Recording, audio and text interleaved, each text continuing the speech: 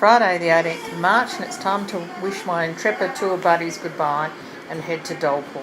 But before I did that I went for a walk in the market, and you just never know what you're going to find in an Indian market.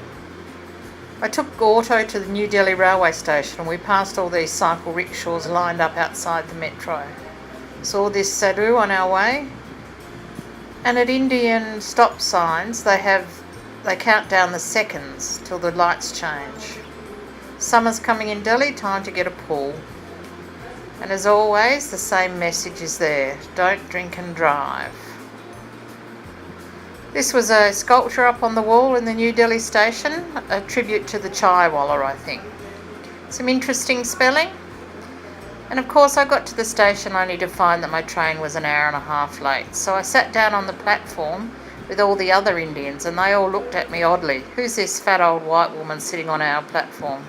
So I did some people watching, and that's always fascinating in India. The porter with all those bags,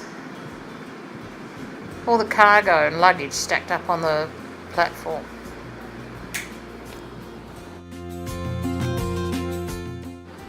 Some boxes ready to go wherever. I don't know why the train was an hour and a half late, because it sat at the platform for at least an hour before it left. I was travelling AC first class, very posh. The view from the train as we went through Delhi.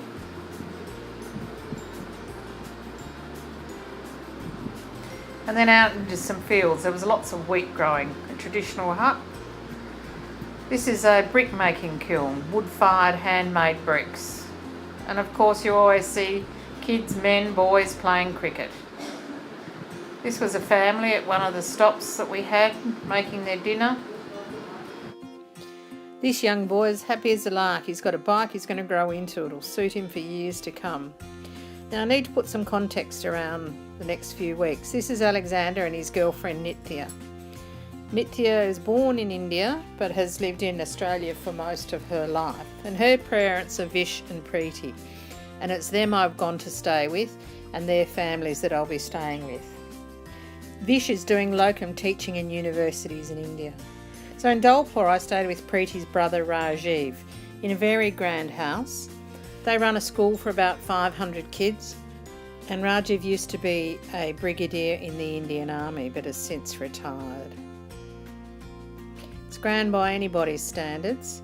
Lots of marble, upstairs, downstairs, 6 bedrooms I think, and includes their own in-house temple. Coco, the banana-loving pet dog. And on Saturday we went to a ladies' kitty lunch. It's like a social club for ladies. This is Rachna on the right, myself in the middle, and Shalini, a friend of Rachna's. The ladies all get together once a month and have lunch and play bingo.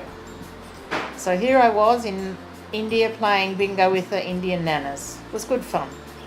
Had some dosa for lunch.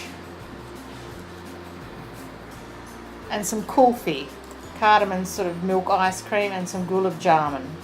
The hotel that the kitty was at was very nice. It was called the Mughal. One of my little friends, Rachna and I, and some lovely water lilies that were in the garden. You can't get much more Indian than watching an India-Pakistan cricket match with Brett Lee commentating, and we stood for the national anthem.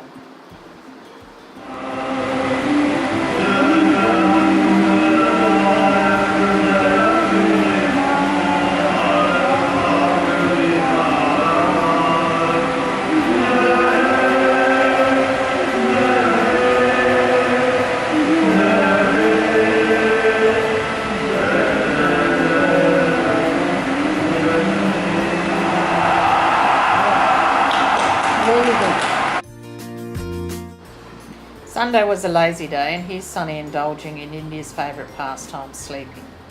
And Coco the dog lifted his head from his sleeping to see what was going on. That night Rachna had made a lovely meal. This is how the Indians store their spices. Here's some chicken curry, what we'd call chicken curry, but not what they'd call chicken curry. The old gas cylinder in the corner. And this is Rachna, Rajiv's wife, Preeti's sister-in-law, doing some of the cooking. And the friend Shalini came and she made us some pani puri, which were really yummy. Monday morning it was time to head to Bhopal, saying goodbye to Rupali and Sunny, Rajiv and Rachna's son and daughter-in-law. Here I am on Dholpur station. A train arrived and boy were they trying to cram in, carrying everything they could on their shoulders or heads. You can see here the train's bursting at the seams, literally. This man's selling some pakoras, people getting them out of the window. All the cargo stacked up in the doorways. And this family was wanting me to take their photo. Now for my trip to Bhopal.